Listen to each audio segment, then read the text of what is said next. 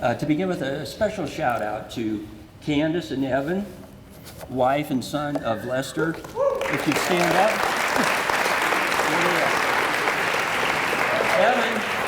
Evan, stand up. So, they've put up with his you-know-what for so many years, and they deserve that applause. Yes. So, I'm a self-acknowledged, biased homer with all things related to Craig. So today, this year's John Young Lectureship, we're honoring one of our own, Dr. Lester Butt, and his career spanning 39 years. It goes by way too fast. To me, this is both a talk and also a celebration, Lester. When I initially approached Lester about doing this presentation, I said I was more interested in a story than a lecture. A story about the mind, body, and soul of the human condition that exists here at Craig for all Craig patients, families, and staff. I was also asking Lester to address how do we continue to provide the personalized care needed by patients in an ever-increasing medical care environment that is stressing evidence-based statistics. So, Lester, let the story begin in your title, Reflections and Lessons Learned. Thank you, Tom.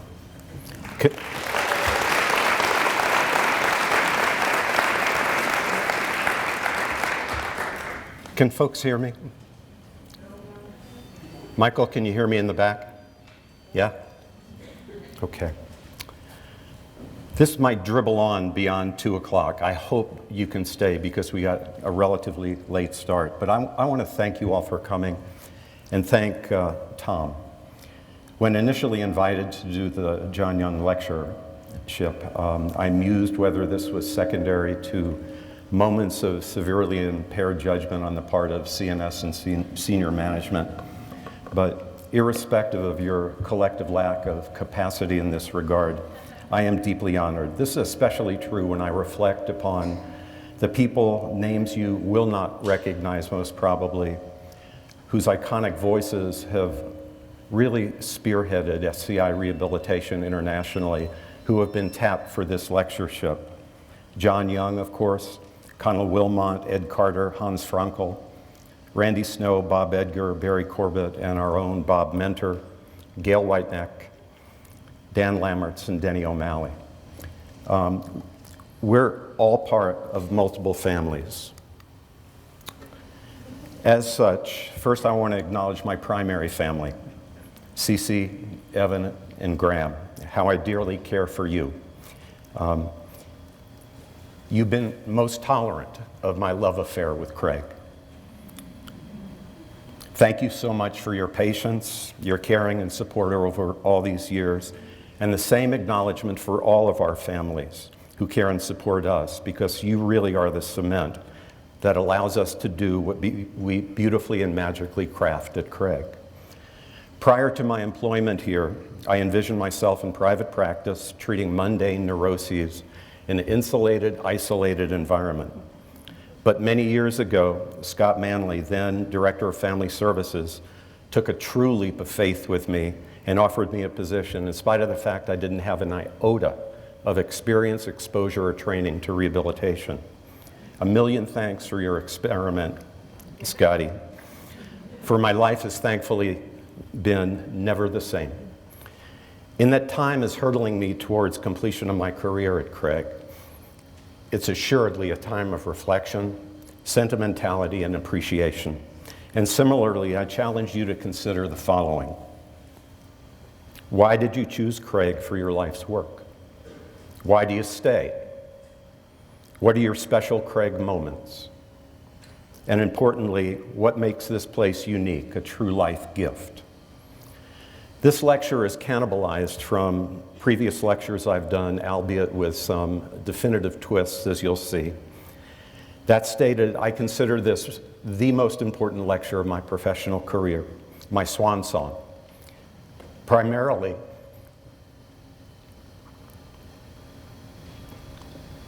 shit, I knew this was going to happen. Primarily because it's directed to you, my Craig family. You and our patients and families have taught me everything I know about rehab. You and Craig have been the springboard for adventures and opportunities I never imagined in my wildest dreams. The vast preponderance of these opportunities were offered in that I had virtual instantaneous credibility, secondary to my affiliation with our hospital, not due to me. For weeks, I've been sleeping with a tablet by my bed, and as I move towards sleep, Craig memories virtually explode in my mind. And writing these memories, I'm bombarded by a kaleidoscope of images. Let me relate just a scant few, in that they speak volumes as to who we are. My second week of joining Craig family in 1977, whitewater rafting. I came from the litigious Northeast, from the Massachusetts area, and we were rafting with various individuals with tetraplegic injuries, and I poignantly saw a class action lawsuit waiting to happen. Craig pushing boundaries, pushing limits. Craig was correct, I was unconditionally wrong. This is one of my first patients, Michael. C5 Asia A injury. In attendance with him qualifying for his first-degree black belt in karate, absolutely detonating my preconceived notions of disability. This is Jim Dillon, one of our first physicians. Person with whom I was living pulled her back. I didn't know what to do. I was a neonate here at Craig, a novitiate, and I didn't know what to do on Saturday night, and I called Jim, who lived in Park Hill. I was in Capitol Hill. And it was obvious to those of you who know him, Saturday night was party time, right, Scotty? There was a cacophony of sound, music, people in the background. He said, "What do you want?" And I explained the situation, that I didn't know what to do. He said, "Where do you live?" I reluctantly refused. He said, "Shut the F up. Tell me where you live."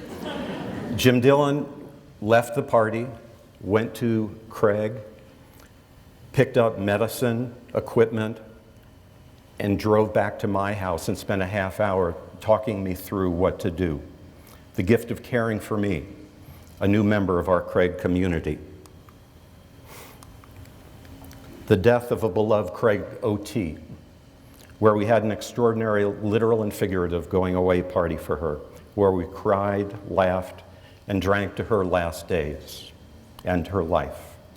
And the financial and emotional care offered by Craig regarding her cancer treatments, a true testament to Craig's compassion and altruism. The hospital's response to the death of my stepmom. The outpouring of caring was immeasurable. Upon my return, I could hardly enter my office, given the gifts, notes, plants, illustrating again the caring and humanity for fellow colleagues. Outrageous field days. This is an old one. Our infamous beer chugging contest, with patients, families, consultants, all participating. Courtney Brown, I might say, our consulting orthopod, always winning. He told me at Williams College he was taught how not to have a gullet. Our crazed Friday afternoon clubs that often ended Saturday afternoon. These evidencing our philosophy of engaging in life and foolishness in spite of being engulfed in disability, tragedy, and lost dreams. My life journey with Bill Bartnick, a testament to his courage and his growth. Here we go, Scotty. Having Friday afternoon shots of whiskey in Scott Manley's office with Jim Dillon to celebrate a week well done. Running with Mark Silo at lunch, learning and growing with a dear, dear friend. Patients to a specific hotel in Colfax Avenue, of ill repute, I might say, to experience life and sexuality, poignantly illustrating that an engaged life and intimacy still exists outside of Craig walls in spite of physical disability. playing racquetball at Schlesman YMCA at noon with Fritz Trask, Manley, O'Malley, sometimes Hosack, Gerber sucked,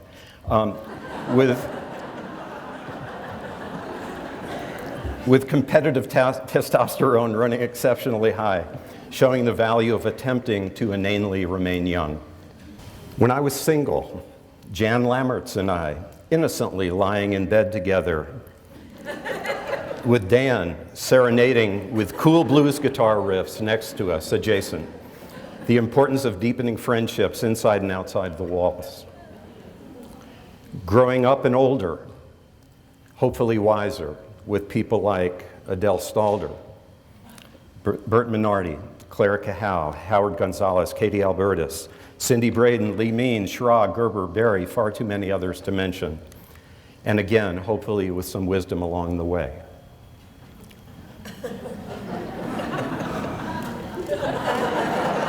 Thank you.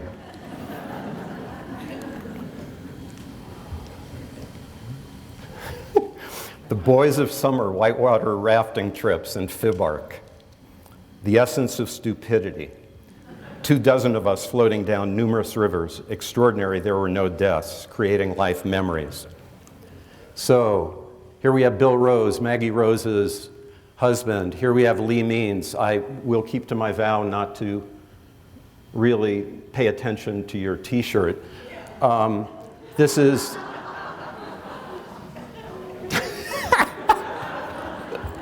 this is Victor Barbieri, the late Victor Barbieri, the husband of Nancy Barbieri, a former PT. Steve Peters, Kenny Hosack, the Weintraubinator, Gerber, Semois, Manley. Nah, we don't want to see Ricky. Where's Ricky? Where's Ricky? God. Darth Vader, the cute one. You're biased. There were some shenanigans along the way. Boys will be boys. And look at this goofy damn look, right? Manley, the person with the most blood loss loses. Just, right? Okay.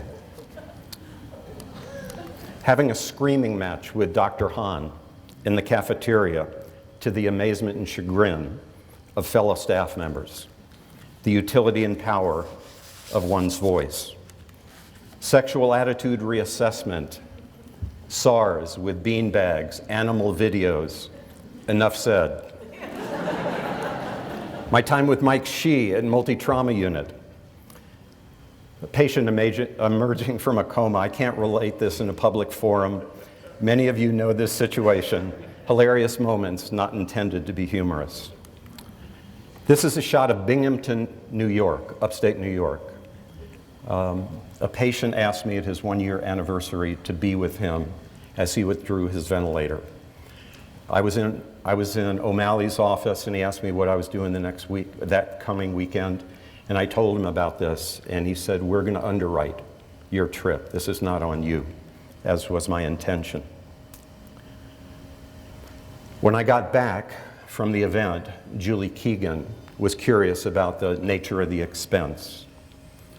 The privilege of being asked to be with a person at his deathbed, and Craig's deep and persistent commitment to our patients and families, and the realization that bean counters can indeed possess big hearts and tears. A former TR staff member contemplating a zip line to assist one of our patients to traverse a river to access her remote cabin in the mountains. You know who you are, Haran. Daring the world that we will not be defeated. Golf tournaments with Fordyce, Lee Means, Maggie Rose, grins and camaraderie, reinforcing our sense of community. And Dave Leninger at the groundbreaking ceremony that we had years ago. His wife was here previously with an injury. And he said theoretically he understood what Craig was about. And then unfortunately he was injured and came to Craig. About 3 a.m. one morning, he related, he was actively grieving in his room alone. And a nurse went in and not a word said, simply held his hand for about 35 minutes. The power of listening, touch, and kindness. These memories are a scant sampling of my reminiscings and reflections about Craig, both old and new. They speak to the rudimentary nature of who we are, our community and culture, and the underlying principles that formulate and guide our rehab. As you're aware, we come from a most modest and Spartan beginning. This is a real interesting picture, and I thank Kenny for digging this up. Here's Harry Hahn, here's Bob Jackson, there's Don Rugg, our adaptive technology lab, and here is John Young smoking a cigarette in the gym. Times have changed. And obviously, this picture is some of the first colony patients in 1917. And I suspect that many of you have not looked at this carefully, because if you do, there's Gerber and Schra. He looked better back then. Silo and me.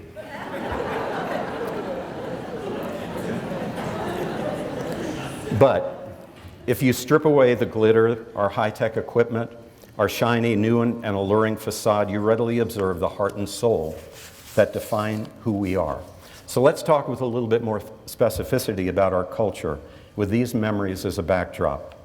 Trying to get one's hand around our culture is like trying to embrace and define the ineffable, the indescribable. Nevertheless, let's take a shot. The past voices of Craig have paved our way. Their intention and passions and commitment have evidenced a model for us to emulate. Their message was charismatic, it was captivating, and for most of us, we were smitten. Our Craig Hospital recipe is alarmingly simple. Provide the highest quality care in a skilled, fun, and intimate environment, considering everyone in our midst a VIP. Everyone equally counts. Everyone equally matters. Our culture is characterized by compassion and hope. We are a sanctuary, we are a passageway to a new manner of being, a new manner of living, a new manner of defining oneself. We represent an oasis of authentic understanding and acceptance, where one's being is far more important than one's chassis. One's humanity and personhood are more complicated than simply one's functional and ambulatory abilities. Our culture adheres to a most high, strict British standard of etiquette and propriety, where conservative values and austere convention are honored. I'm going to go back, give you a little bit more time with that bad boy. You look gorgeous, Mike. Denny, you don't look gorgeous. This is called steatopygia. I don't know what that's called.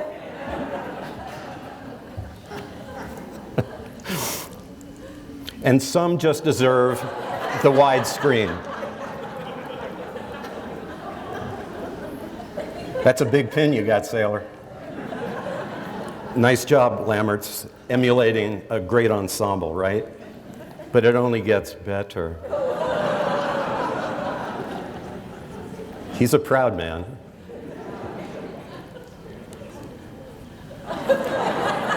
Now, I'm a diagnostician, right? So I know collectively what y'all are thinking when you see this picture of Scelza. Yum. Right? Right? Okay. We work hard. Here's the media department at one of their intellectually focused groups. You can see that Jake biffed in the first round, obviously, and Brian B-Man ascended to his rightful heir as king, right? And we do play hard. We all know this. Who's this Yahoo coming out of Ryan's pants? You know, I don't know. And we play sometimes with some untoward consequences.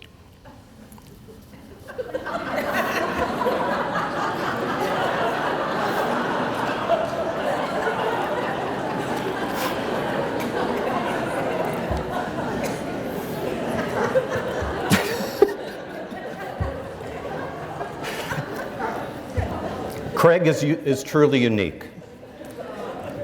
What we take as routine is viewed by others as exceptional and absolutely inconceivable. Never take for granted or undervalue the richness of our resources. Just take a look.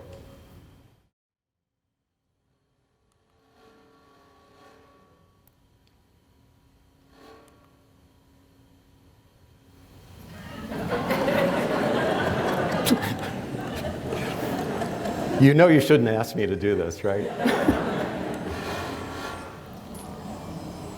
I knew that was coming.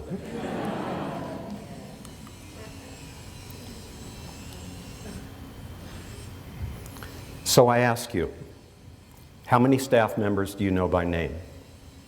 With how many do you know and share intimate life details? How many staff members do you call some of your closest lifelong friends? And yes, we're an incestuous group. We spawn from within. This is the Craig Tree of Life, and thank you, Kayla and Spencer. Our founder, Frank Craig. Our founding physicians, Hozak and Barb. He was a family service counselor, she an occupational therapist. Lee Means and Maggie, then with nursing. Scott and Kathy. Scott, director of family service, then senior vice president, and Kathy, an occupational therapist. And look what they've done. Yikes. Jake and Sarah, a nurse, the third generation of Craigites, their kids. Jason, board of directors, and Angela, another OT. And their beautiful child, Brooke and Eric in the peak, and our newest lovebirds d'amour. We're expecting big things. So, let's talk about this study, because I think it speaks volumes again. This was a longitudinal study that was done over 50 years. It was a study of heart disease, and they studied Italian immigrants in eastern Pennsylvania, actually Roseto, Pennsylvania. They were ostracized by the Welsh, the English, and they moved to our country. These people smoked like chimneys, consumed high-fat diets, worked in hazardous slate quarries, drank extraordinary volumes of wine, and they were virtually immune to heart disease, especially the highest risk group, dramatically lower than the rest of the United States. Noteworthy is this group built their own culture of cooperation, replete with a collective civic spirit. The researchers concluded that the Roseto effect on heart disease was not caused by any measures, any variables that could be understood within the lab. And what they concluded is that people are nourished by other people within an understanding community. A view long supported by developmental psychologists who believe that we humans are wired for connectivity.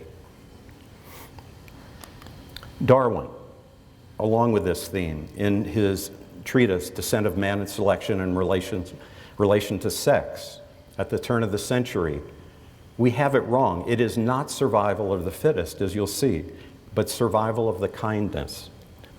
What he wrote was, communities, which included the greatest number of the most sympathetic members, would flourish best and rear the greatest number of offspring. Is not this most fitting for who we are as a community? As most of you know, my mom died, my biological mom died when I was 6. And I think that my life lessons really revolved around that seminal event, the catastrophic loss. I believe that it unconsciously and unwittingly guided me to Craig. I was always looking for symbolic families in my life, and Craig beyond satisfied this life thirst for me. So here are some of the lessons that I learned from my mother's death that truly run parallel to who we are, the spirit of Craig. Awareness of the psychological impact of loss and emptiness. The challenge of change. The utility of support systems in times of personal crises. The preciousness of life. The appreciation that a life with quality can exist in spite of tragedy.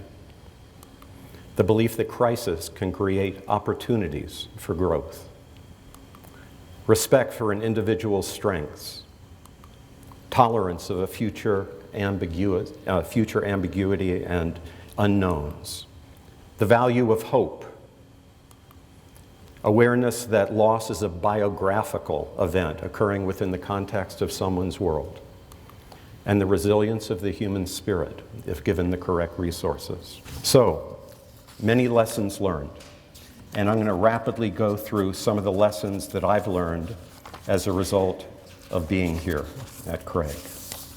Our healthcare system is broken. It's not working. If you look at the top, at the top here, this is the GDP of major industrialized countries in the world. Now our GDP spent on healthcare is 17.2%, double what the next best country is in terms of expenditure.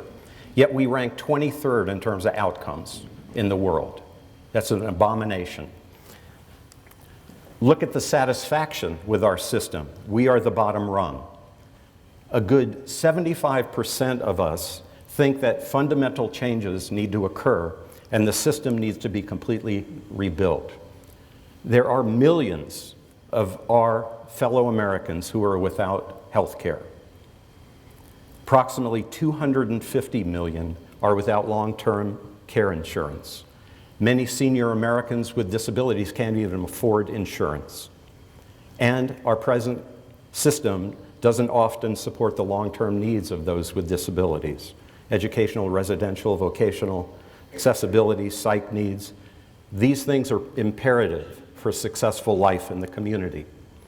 The atmosphere, as we all know, is driven by managed care, for profit, a model characterized by austere oversight and draconian treatment guidelines.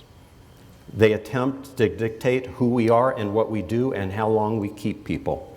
We can't accept this. We need to continue to lobby and fight for what we know is right. Average 30 days.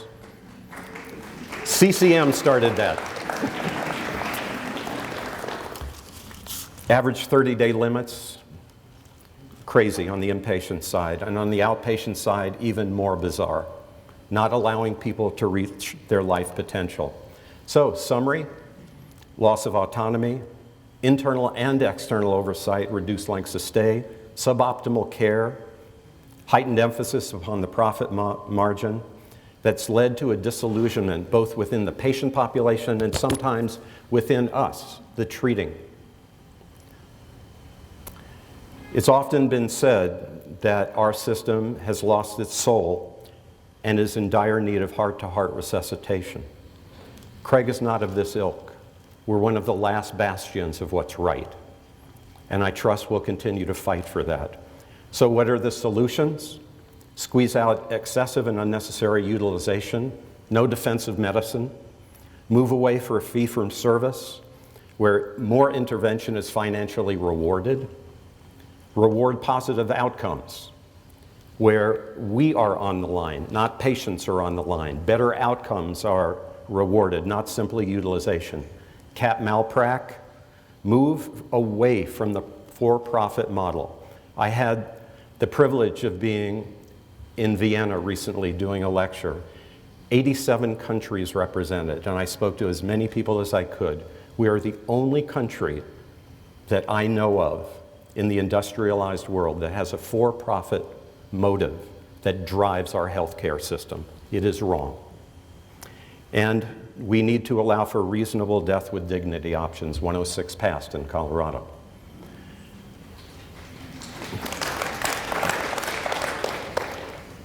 Whether you're for it or against it, It gives you choice.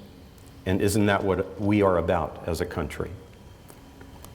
So, the next thing that I've learned, the big domain, is what's different between rehab and other forms of medicine. In acute care medicine, the driver is to conquer and cure. Illness is a threat, an alien threat. And how we deal with that is by trying to get the person back to their premorbid baseline. Illness is defined as a thing foreign to the person, even though it's inside the body. But acute care medicine doesn't deal with the issues that really burden rehab. It doesn't address the personal, social, societal, ethical challenges posed by chronic disability. So what is rehab? Care must proceed from the recognition that the underlying etiology is simply one component of a person. Disability can't be conceptualized as an alien presence within one. Irrespective of the disability, the objective of our care is accommodation and tolerance of the disability that presently can't be vanquished, or eliminated.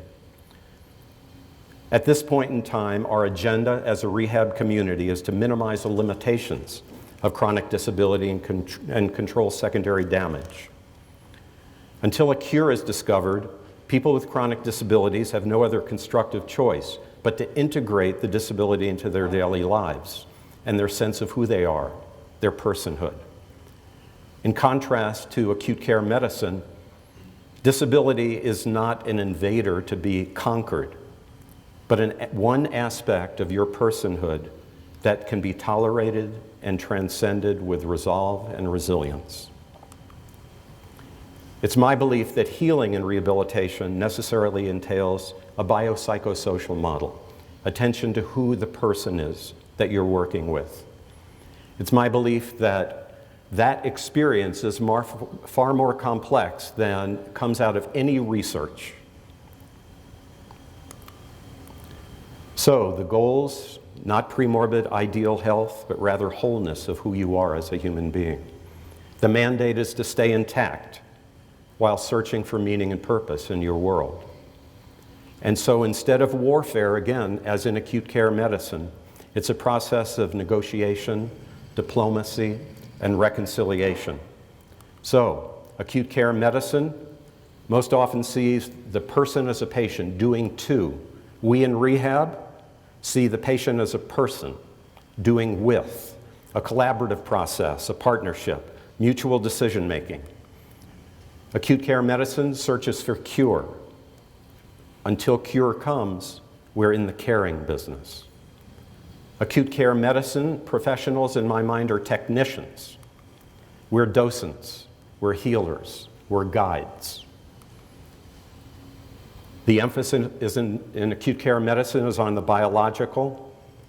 In rehab, it has to be on the biographical. Who is that person who sits across from you? So let's talk about Craig next in terms of what I've learned, and we'll rapidly go through these. There needs to be a compatibility between the business and caregiving arms of our hospital, and I think we absolutely tried to do this. If value incompatibility exists, what happens? Profit margin drive goes up, and resources as a result go down. That's not who we are. We must continue to rely upon dollars and common sense rather than dollars and cents. And we must continue to defy the medical field's viscous problem. Who's captain of the ship? We have to maintain the integrity of our primary care model here, where we know who the physicians are, how to get in touch with them. And I've just got to say, thank you, Boys Club, for infusing a little estrogen into the mix.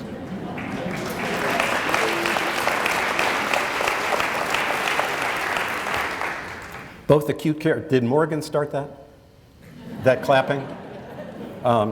Acute and long-term care issues must matter. Research has to be translational. It has to have some utility in terms of what we do as clinicians, not pie-in-the-sky abstractions. We must continue to value our soft service, CCM, maybe the hardest job, one of the hardest jobs in the hospital. Psychology. I believe we have as good, if not better, a department than any place in the United States. Therapeutic recreation, absolutely the best in the United States. Food, environmental services, what a quizzical group. How about food service?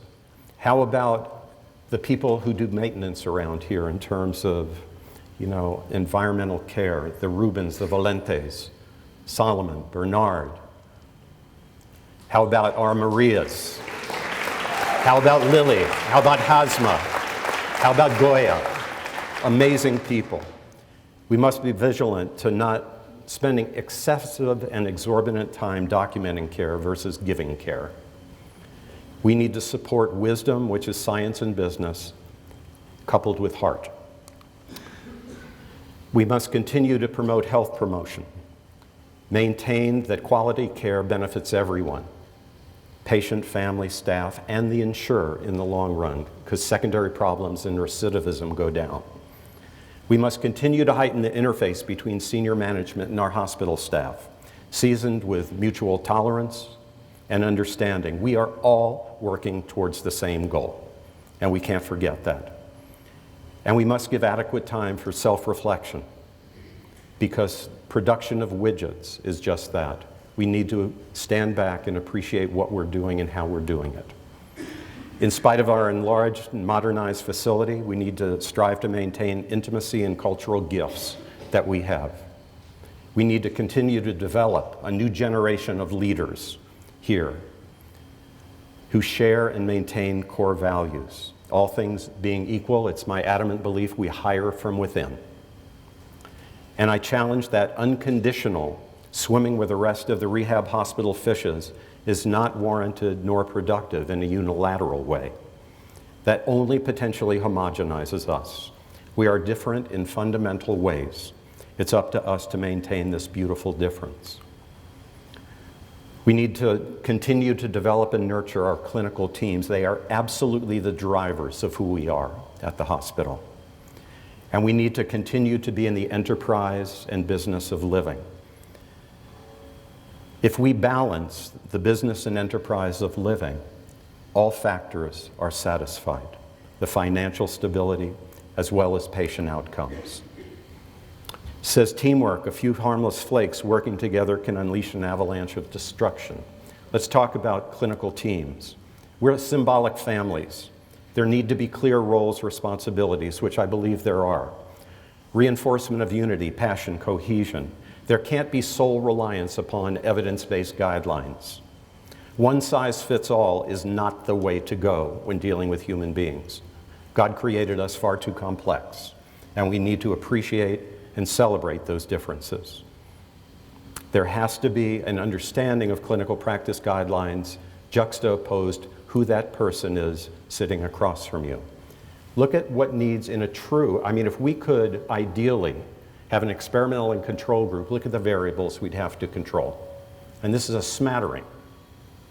So again, we must balance the CPGs with the person. We can't label people without substantiation. You know the adage, if all you have is hammer, everything looks like a nail. We see SCI and TBI. If someone is non-compliant at Craig Hospital on the SCI side, de facto it does not mean that they have a TBI. We must be judicious in how we understand these things. Goals must be collaboratively crafted with patients and families, not imposed. We need to be holistic in how we approach things. Again, the biopsychosocial model. Force-feeding the reality of a situation to a patient does no good. You wouldn't hear it, I wouldn't hear it. So what we need to do is balance the reality of the moment coupled with the belief in a better tomorrow. Aristotle said, hope is the dream of a waking man. Hope is a motivator. We cannot eradicate that. We must understand physical, psychological, in terms of pathology, but also balance that with the strengths, the competencies, the skills that people bring in, and utilize those. There can't be adherence to the stage theory where people go through shock, denial, anger, bargaining, reconciliation, acceptance. Again, we're far too complicated for that. And we need to believe in the indomitability of the human spirit, if given correct resources, which Craig does. Job satisfaction actually is created by good performance. Let the clinical stallions run unencumbered. I think it's very important for us not to believe that by helping, extreme help in the beginning, when people come to us, is not enabling dependence. We move from initial paternalism to more autonomy over time. We are shepherding patients and families through some of their most traumatic days they will ever experience. Every team member must be accountable, egalitarian expectations across the board. And I hope that we all appreciate the joy of our collective histories together. And we need to understand that these injuries occur within a system, a family system. And everyone who loves the person who is injured in their own unique way. We give homage to families here, as we should. We need to emphasize self-efficacy. Just learning skills is not enough. As Dr. J likes to say, the 3 criteria for leaving Craig: medically stable, safe, and confident. That's what we do. This is what happens when teams who are old and wizened have a lot of experience. Someone comes in with a C5 Asia A injury, and we say in our heads as clinicians, we know exactly what's going to happen. We know exactly where it's going to go. And the illusion of knowledge that underwrites goes like this. You've carefully thought out all the angles. You've done it 1,000 times. It comes naturally to you. You know what you're doing. It's what you've been trained to do your whole life. Nothing could possibly go wrong, right? Keep an open mind, keep an open heart. See everyone with freshness with whom you interface. Leaders, I'm not going to spend much time on this because we're getting towards the end, and I want to get through this. Leadership must be shared. We have to tolerate differences of opinions. All of you as leaders in this hospital need to exhibit a positive attitude, a humanistic style. You are never more important than the collective voices of your team. The last section before I conclude is you, the Craig Hospital staff member. As a backdrop, let's just talk very quickly about burnout. That concept came about in the 80s by Maslick and Jackson. Detachment, exhaustion, loss of satisfaction. This is a very relevant study. It really talked about cortisol levels, which is a steroid hormone that is produced by the adrenal glands, and it is activated when people are under stress. So at a renowned rehab hospital in the United States, they did blood samples, very quick, to be able to understand cortisol levels.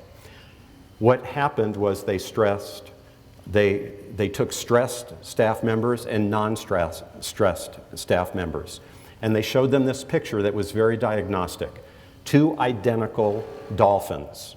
If you can pick up more than 2 subtle differences in these identical dolphins, you're under a lot of stress and you need to really ascertain your level of pressure. So obviously a stupid way to make a point, but that's me. If burnout goes unattended, we become less than who we can be. Genuine caregivers, empathic listeners, creative problem solvers, and healers, I believe. We need to understand the impact of loss. It's all around us at Craig Hospital. And it's my belief that this absolutely directly impacts how we deliver care. How can you as a caregiver, as a professional at Craig Hospital, keep your heart open and not psychologically drown? Or on the flip side, become dispassionate and cavalier? How do you do that? So self-awareness is important.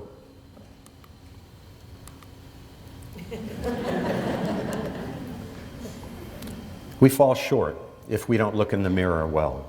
And I ask you to answer the following question. Is your self-concept shared by members of your team and colleagues? You must understand your Achilles heel, your vulnerabilities, and take the requisite time to address these. We must understand the biopsychosocial, as I've said many times. Sir William Osler, Canadian physician, one of the co-founders of Johns Hopkins Medical School, had beautiful quotes. The good physician treats the disease, the great physician treats the patient who has the disease. It's much more important to know what sort of person has the disease and what sort of disease the person has. Person first. I'm not going to go through this. I will read the last one though. Atul Gawande wrote an absolutely amazing book called Being Mortal. I really urge you to take a read. Medical professionals concentrate on repair of health, not sustenance of the soul.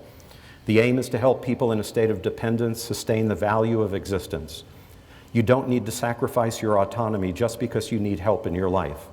All we ask is to be allowed to remain the writers of our own story. How else do we keep ourselves separate? Diagnoses, labels. Labels categorize, they define, uniformly treat symptoms.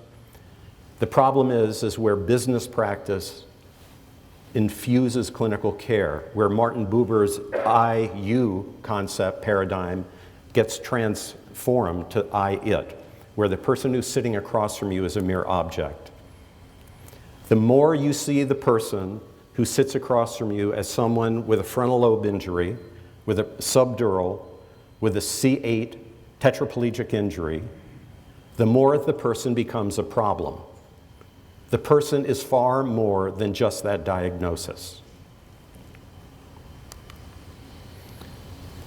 Godfather of my kids, one of my first patients here, Ed Bennett, wrote, "I would not counsel all professionals to eliminate the important line between clinical objectivity and emotional engagement that defines professional medical practice. It's clear we can't simply become driven by the emotional demands of our relationships with our clients, nor as patients with disabilities can we look towards the spinal cord profession as a source of absolute emotional comfort. But if we shy away from the possibility of engagement and the opportunity for intimacy, if we allow a medical line to define who it is we care about and how we're going to care for them, we risk losing more than we could possibly gain." I'm going to run through these very quickly. Again, we can't limit by defining. Can you take the time to really listen to another person's story, understand their life narrative, without analyzing, theorizing, planning, and judging? Your role is to be a helper, not only to be helpful. Your role is to empower others, not convince them of relative helplessness by virtue of the roles you play. This was an article 2 years ago in the Denver Post. Is your doctor listening, with tips as to how patients could better communicate with their professionals? And the quote that I love that Diane turned me on to, you have 2 eyes, 2 ears, 1 mouth. Use them in that ratio. This is a beautiful book, and the bottom line is we need to know how to listen. At its core, is not rehabilitation a relationship-based endeavor? If you have a relationship, you have credibility because the other person knows that they are understood. That's the beginning of rehab. One of my favorite quotes, "Cunning men, wizards, white witches, as they call them in every village, which if they be sought unto will help almost all infirmities of body and mind. The body's mischiefs, as Plato proves, proceed from the soul, and if the mind be not first satisfied, the body can never be cured." This is my image of what rehab psychotherapy, any healing is. People come in caged. With our help, our resources, our skills, our talents, we open the cage and allow the doves to fly. Can we play the clip, B? I've been a wildlife photographer for probably 30 years now, and I've filmed animal behaviour all over the world. But there is really nothing I've seen to match what happens here on Otmore, which is about 3 miles from my own back door. It just knocks you sideways. It is almost inexplicable, and tonight should be perfect. Late in the afternoon, small groups of starlings begin their journey back to the reeds and marshes that sheltered them the night before. Starlings are long-distance daily commuters. They'll travel up to 30 miles to get to their chosen roost. And they follow invisible aerial corridors, snaking through the countryside, avoiding the turbulence which is going to slow them down. They all come together to stay warm and safe in a large group.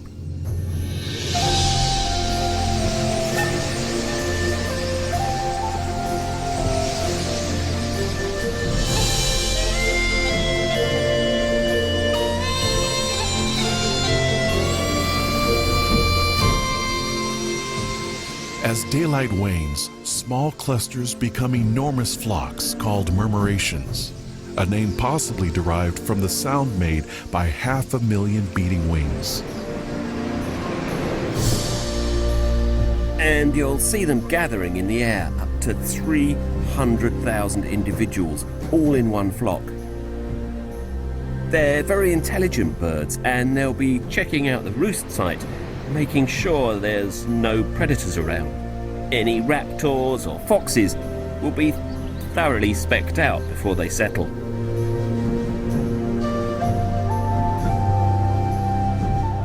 After completing their initial survey of the heath, the flocks gather for the final time, and like a massive organism, they flow gracefully through the twilight sky.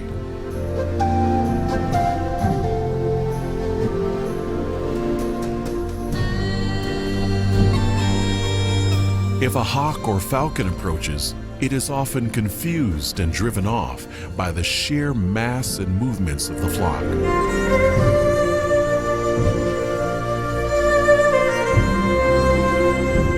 And when you look through the lens, you just can't believe that they won't crash into each other. And then they twist and turn, come really close. The sky almost goes black with the density of the flock.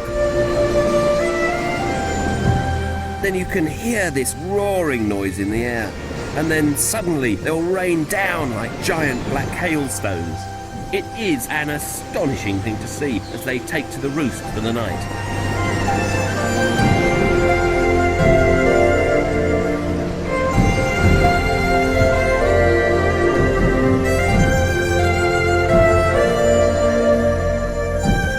So, who decides whether to turn left or right, or to form a giant sphere or a jumping line in the sky? Who sends the message that it's time to dive back into the reeds for the night? And how is it transmitted to 100,000 birds in an instant? Maybe we'll never have all the answers, and that's all right with me, because every time I come here on a winter evening, I still get the chills, and I'll still be amazed, and I'll walk home thinking, how wonderful is that?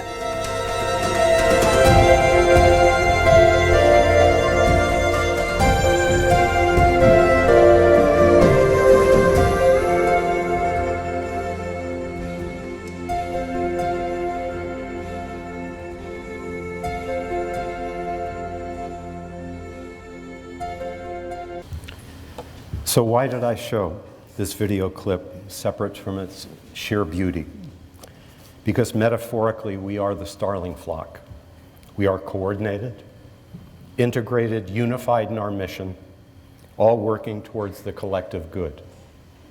So often, I leave Craig in the evening, and like Dylan Winter, the video photographer, I most often state, how wonderful is that, reflecting on my day.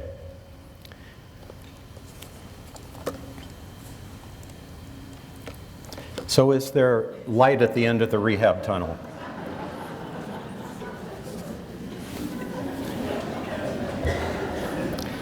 It's obvious our system allows our skills to flourish, and our talents allow us to make the improbable probable, render inconceivable goals obtainable, change the unknowns to the defined, move from apprehension to confidence, transform a sense of victimization and defeat to mastery and pride, and transition from loss and confusion to purpose and sustained meaning. All which allows us, in collaboration with our patients and families, with unyielding determination and through the process of redefining possible, to empower lives. So savor the time. Please trust me. It runs with more alacrity than you think.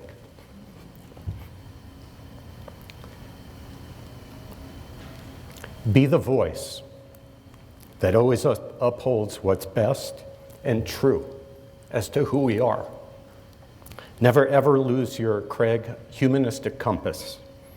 Never ever lose your Craig moral compass. Never ever be reticent to voice your higher ground thoughts and opinions in a sensitive manner to support our underlying values that we as a caring community hold dear. And pass these living values to the next generation of our Craig family. This legacy must always be held high. This torch must be passed. So in conclusion, thank you so much for all these years. I deeply, deeply love this institution and also my fellow staff members. Craig Hospital is and always will be my heart. Thank you very much.